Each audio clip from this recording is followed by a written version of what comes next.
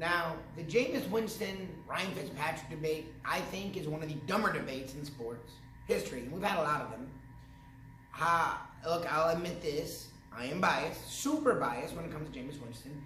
He is the guy that was the crux, was the impetus, was a big reason why Florida State was back in the mid-2000s, 2010s. They had a great team defensively and offensively, but they had that before. They had been ranked in the top 10, and that's when I mean back, Miami Hurricane fans. Being ranked in the top 10 doesn't mean you're back.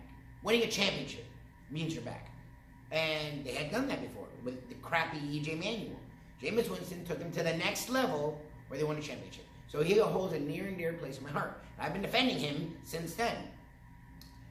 The problem with Jameis Winston is he has a huge ego, which every great quarterback, no matter how nice they seem, has. And most great players in all sports have. Jameis Winston on the field thinks he can get everything done. And when he was the big year, he won a Heisman, he didn't have to. He had talent, veterans all around him. His second year, when he had a much worse offensive line, much worse talent at receiver, and he didn't have the veterans around him, he took it upon himself. Well, the problem with him, super ego quarterback, when they do that, they make mistakes. So on the field, it's led to him making mistakes. It's also led to him making mistakes off the field. He has the ego. He thinks he's the man. He thinks he knows all. So he's done dumb things in college, been in bad situations in college, and now in the pros done dumb things. But I've also thought it was a stupid debate because one's Jameis Winston, one is Ryan Fitzpatrick. Yeah, Jameis Winston brought those stupid mistakes in the pros because, much like his second year at quarterback at Florida State, he had a horrendous offensive line.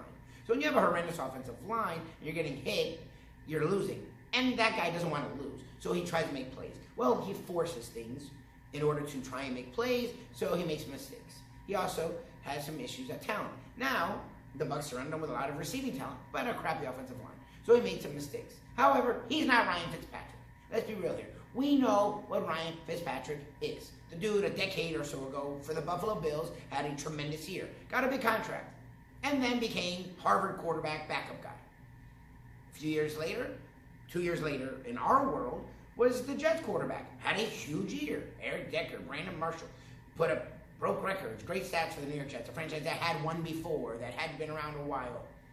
Got negotiated with the Jets, got a nice contract, and then sucked the last year.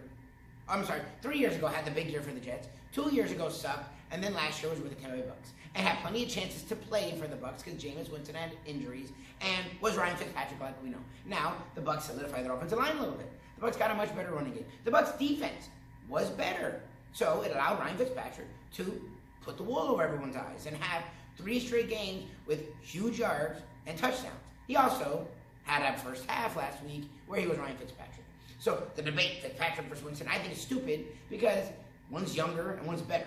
Now, I think the suspension hopefully woke Jameis Winston up because he was a moron off the field and a moron on the field. Still has a much better. He is good in the pocket. He has athleticism. He has a cannon. He's accurate. He has touch. He wants to be leader guy. He is leader guy. However, his ego was getting in the way on the field and off the field. So this suspension was good for him. But there's no debate, guys.